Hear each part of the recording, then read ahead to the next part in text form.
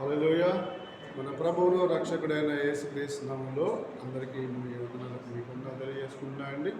మన మధ్యలో సుమిలా సిస్టర్ ఉన్నారు. కొద్దిసేపు దేవుని వాక్యాన్ని మనతో పంచుకుంటారు. Please sister.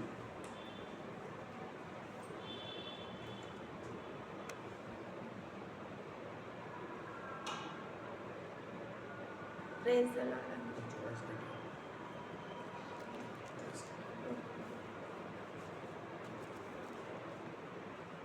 యెషయా 58వ అధ్యాయము 3వ వచనం. మేము ఉపవాసము ఉండగా నీవెందుకు వినవు? మేము మా ప్రాణములను ఆయాసపరచుకొనగా నీవెందుకు లక్ష్య పెట్టవు అని అందురు. మీ ఉపవాస దినమున మీరు మీ వ్యాపారాలను చేయుదురు, మీ పనివారి చేత కఠినమైన పని చేయించుదురు. మనము ఉపవాసం ఉన్నప్పుడు పనివారితో కఠినమైన పని చేయించకూడదంట.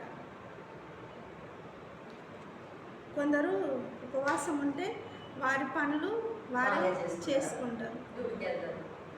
దేవుని సన్నిధిలో ఎక్కువ సమయాన్ని గడపలేకపోతారు. మనం ఉపవాసం ఉంటే దేవుని సన్నిధిలో ఎక్కువ సమయం గడపాలి.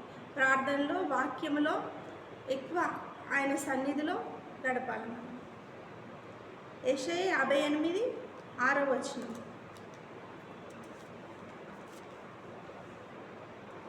దుర్మార్గులు కట్టిన కట్లను విప్పుటయు, కాడిమాను మోకులు తీయుటయు, బాధింపబడిన వారిని విడిపించుటయు, ప్రతి కాడిని విరగొట్టుటయు నేనేర్పరచుకొనిన ఉపవాసము గదా.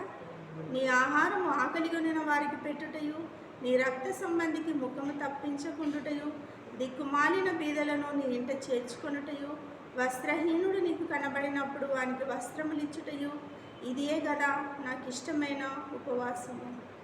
మనం ఆయనకి ఇష్టమైన ఉపవాసము చేయాలి. ఎలా చేయాలి? ఆయనకి ఇష్టమైన ఉపవాసం అంటే దుర్మార్గులు కట్టిన కట్లను విప్పుటయు. ఉపవాసం ఉన్నప్పుడు మనము ఏ కాడీలు అయితే ఉన్నాయో ఆ కాడులు విరిగిపోవాలని ప్రార్థించాలి. ఇంకా ఎవరెవరు ఏ సమస్యలు ఉన్నారో వారి సమస్యల కోసం ప్రార్థించాలా, మన సమస్యల కోసం ప్రార్థించాలా, మనపై ఏ కాడులు ఉన్నాయో ఆ కాడులన్నీ విరిగిపోవాలా అనేసి ప్రార్థించాలా. బాధింపబడిన వారిని విడిపించుటయు, ప్రతి కాడిని విరగొట్టుటయు నేనేర్పరచుకొనిన ఉపవాసము కదా. నీ ఆహారం ఆకలిగొనిన వారికి పెట్టుటయు, రక్త సంబంధికి ముఖము తప్పించకుండుటయు. మన ఆహారము ఉపవాసం ఉన్నప్పుడు ఇతరులకు పెట్టాలంట. మన రక్త సంబంధికి ముఖము తిప్పకూడదంట.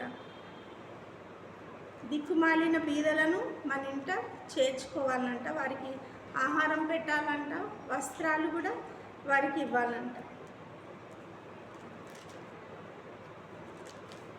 మత్తయి సువార్త 6వ అధ్యాయము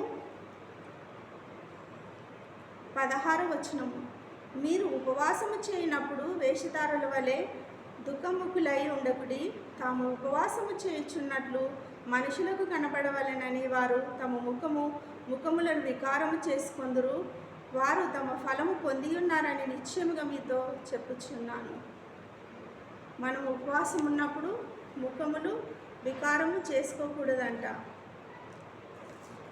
మనం మంచిగా రెడీ అయ్యి ఉపవాసం ఉన్నట్లు ఎవరికి తెలియనట్లుగా ఉండాలనంట.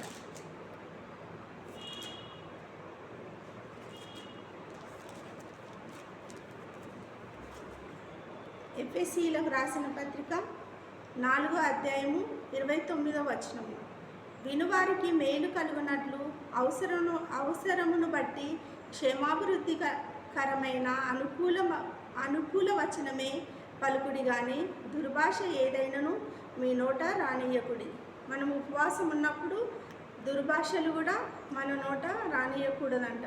మంచి మాటలే పలకాలంట. దేవుడి వాక్యాన్ని దీవించి ఆశీర్వదించుగాక. ఆమేన్.